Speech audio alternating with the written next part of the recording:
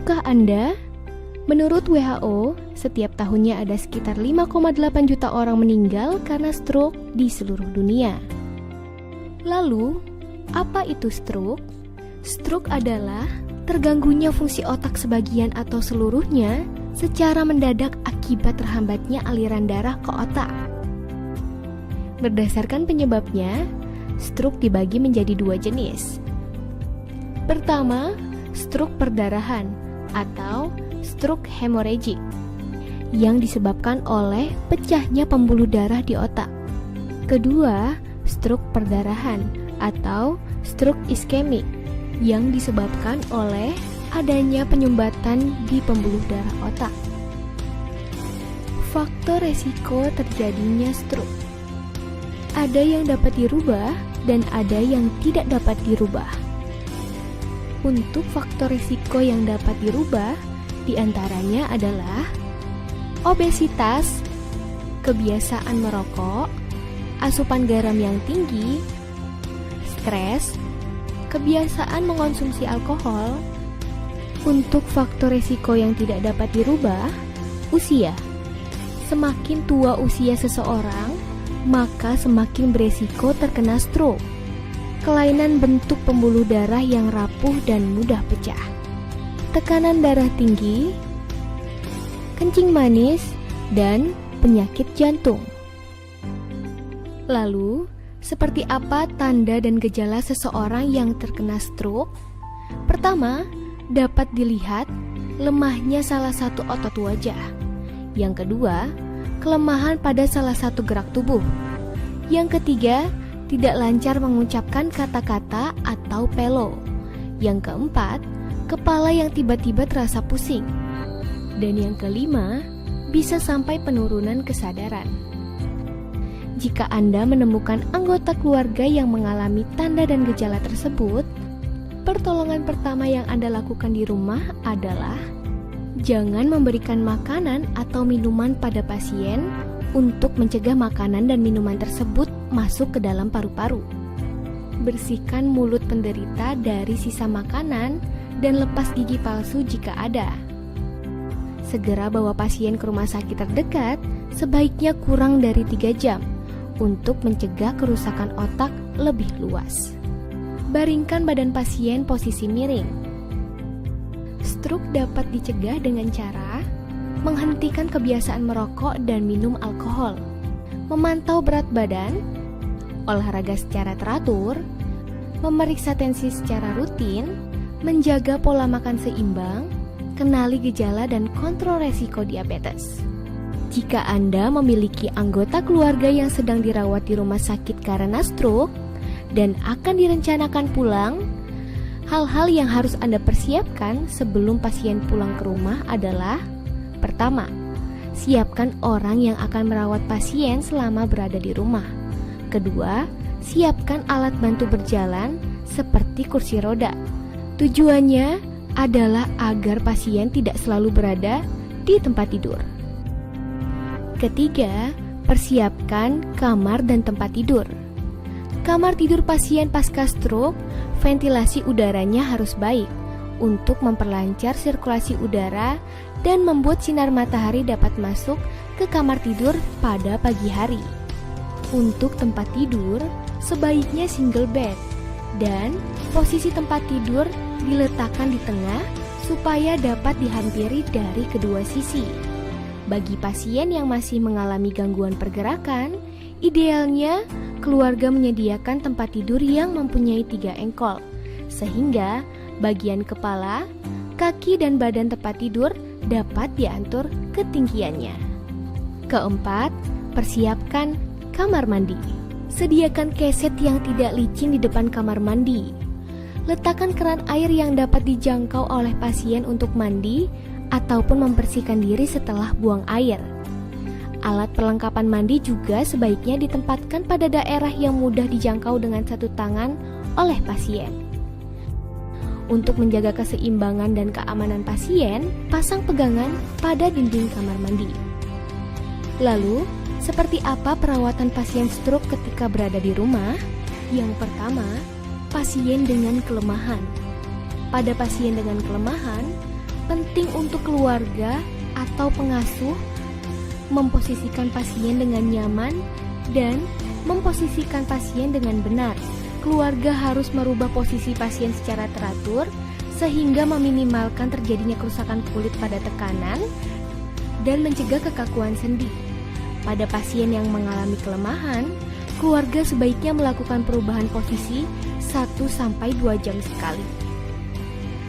Pada pasien yang mengalami kelemahan, keluarga sebaiknya melakukan perubahan posisi 1-2 jam sekali. Pada pasien dengan kelemahan anggota gerak, keluarga atau pengasuh dapat mengajarkan latihan rentang gerak sendi untuk mencegah terjadinya kekakuan sendi. Pertama, gerakan menekuk dan meluruskan sendi bahu. Tangan satu penolong memegang siku, tangan lainnya memegang lengan. Luruskan siku, naik dan turunkan lengan dengan siku tetap lurus.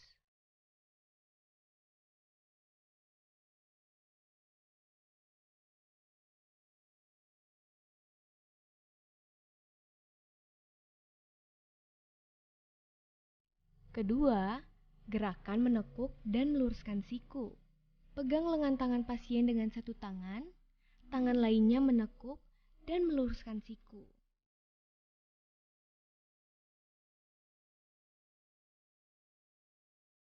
Ketiga, gerakan memutar pergelangan tangan. Pegang lengan bawah pasien dengan satu tangan, tangan lainnya menggenggam telapak tangan pasien. Putar pergelangan tangan pasien ke arah luar atau terlentang dan ke arah dalam atau telungkup. Keempat, gerakan menekuk dan meluruskan pergelangan tangan.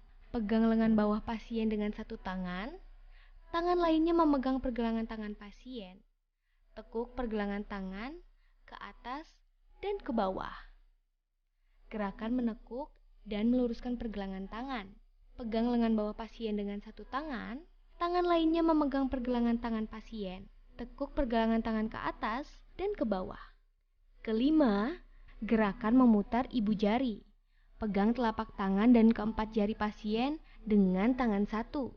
Tangan lainnya memutar ibu jari tangan pasien.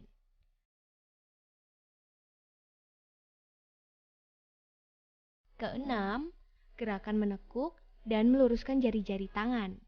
Pegang pergelangan tangan pasien dengan tangan satu.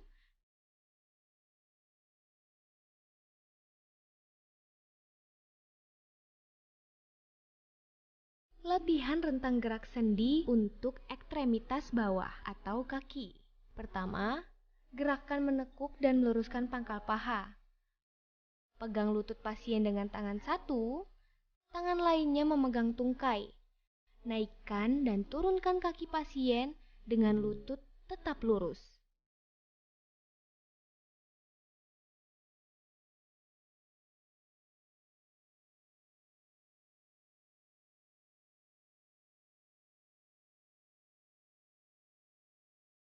Kedua, gerakan menekuk dan meluruskan lutut. Pegang lutut pasien dengan tangan satu, tangan lainnya memegang tungkai pasien. Lalu, tekuk dan luruskan lutut pasien.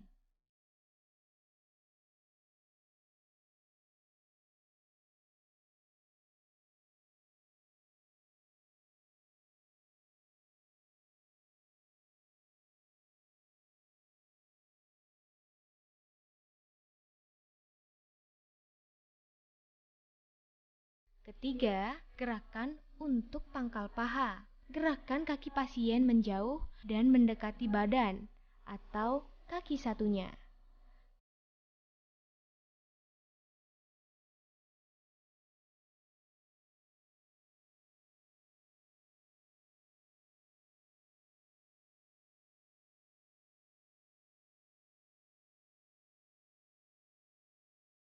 Keempat, gerakan memutar pergelangan kaki.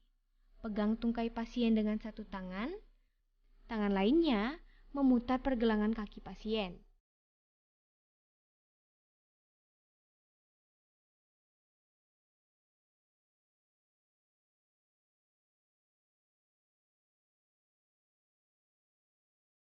Saat melakukan latihan rentang gerak sendi, perhatikan hal-hal berikut di bawah ini. Pertama, selalu perhatikan keluhan nyeri dan ketidaknyamanan. Kedua, lakukan masing-masing gerakan secara perlahan. Ketiga, setiap gerakan pada latihan rentang gerak sendi ditahan selama 10 detik dan diulangi 5-10 kali setiap gerakan.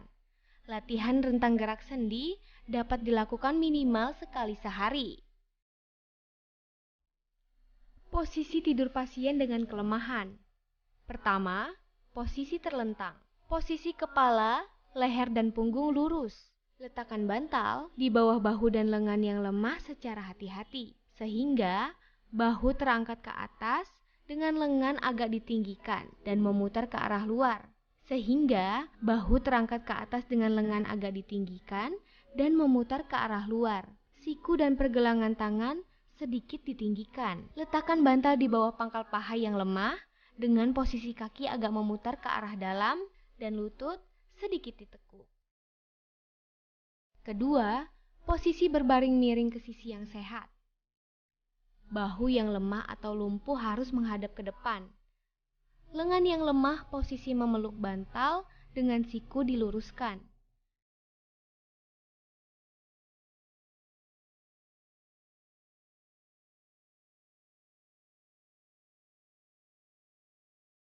Kaki yang lumpuh diposisikan di depan. Di bagian bawah paha dan tungkai diganjal bantal dan lutut sedikit ditekuk.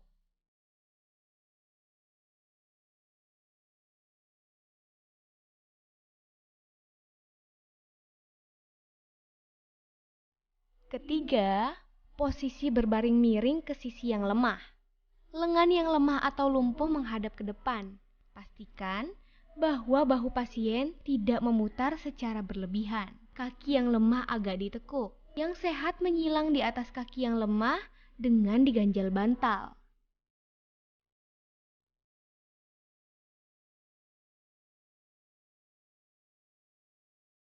Pada pasien dengan gangguan menelan dan sudah diperbolehkan pulang tanpa menggunakan selang makanan, keluarga harus memperhatikan cara pemberian makanan yang benar untuk mencegah pasien tersedak dan masuk ke dalam paru-paru.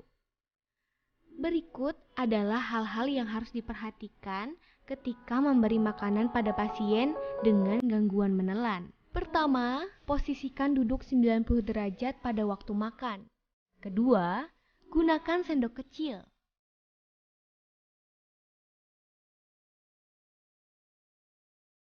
Ketiga, anjurkan pasien menekuk leher dan menengok ke sisi yang lemah ketika pasien menelan makanan. Keempat, pastikan makanan telah tertelan semua sebelum memberikan suapan berikutnya. Kelima, bila pasien batuk saat makan, segera hentikan saat menyuapi.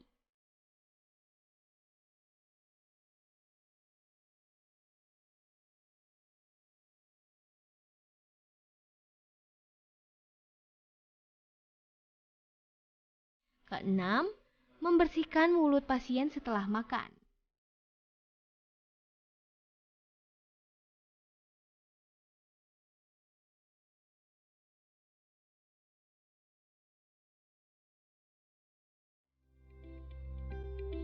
Pada pasien dengan gangguan keseimbangan, keluarga atau pengasuh dapat melatih keseimbangan duduk dan berdiri pada pasien di rumah. Untuk melatih keseimbangan duduk, tindakan yang dapat dilakukan adalah: pertama, penolong berdiri di sebelah sisi yang lemah. Bila diperlukan, penolong lainnya di sisi yang sehat. Letakkan lengan penolong yang dekat dengan pasien di belakang punggung pasien. Demikian pula tangan penolong satunya. Ketiga, tarik bersama-sama pasien ke arah duduk yang tegak. Bila pasien telah mampu menjaga keseimbangan waktu duduk, letakkan bantal di belakang kepala, leher, dan bahu yang lemah. Letakkan juga satu bantal di bawah lengan yang lemah. Sedangkan untuk melatih keseimbangan waktu berdiri, yang dapat dilakukan oleh keluarga atau pengasuh adalah: sediakan cermin besar agar pasien dapat melihat apakah berdirinya sudah tegak atau belum. Kedua, beri kesempatan pasien untuk berusaha berdiri sendiri. Ketiga, jika tidak, bantu pasien untuk berdiri. Keempat, keluarga atau pengasuh dapat berdiri di samping sisi pasien yang lemah. Keempat, keluarga atau pengasuh dapat berdiri di samping sisi pasien yang lemah. Sekitar 80% pasien pasca stroke mengalami inkontinensia urin, yaitu pasien tidak dapat menahan rasa ingin kencing, kencing keluar tanpa disadari, dan frekuensi kencing yang berlebih. Bagi pasien yang mengalami gangguan komunikasi, keluarga atau pengasuh sebaiknya menyediakan bel yang mudah dijangkau oleh pasien untuk memanggil keluarga atau pengasuh saat ingin buang air. Jika pasien benar-benar tidak bisa mengontrol buang air kecil, keluarga sebaiknya memasangkan pampers untuk pasien. Untuk mengantisipasi waktu dan frekuensi buang air, keluarga dapat menyediakan botol atau bak yang mudah dijangkau oleh pasien buang air kecil. Pasien stroke juga tidak jarang mengalami gangguan air besar, seperti konstipasi. Konstipasi disebabkan oleh tiarah baring yang terlalu lama, kurangnya aktivitas fisik, asupan kurang serat, dan efek samping obat. Keluarga dapat membantu pasien agar tidak mengalami konstipasi dengan cara mengkonsumsi makanan tinggi serat, berikan minum air putih minimal 2 liter atau 8 gelas per hari, membiasakan duduk di kloset secara teratur setiap pagi, memotivasi pasien untuk bergerak aktif. Pada masa stroke yang mengalami gangguan bicara dan komunikasi, keluarga atau pengasuh dapat membantu pasien berkomunikasi dengan membuatkan papan komunikasi untuk pasien. Gunakan ekspresi wajah, gerakan anggota tubuh dan irama, atau intonasi saat bicara. Ketika berbicara, menghadaplah ke pasien dan tataplah wajahnya. Gunakan kalimat pendek dan beri tekanan pada kata yang penting.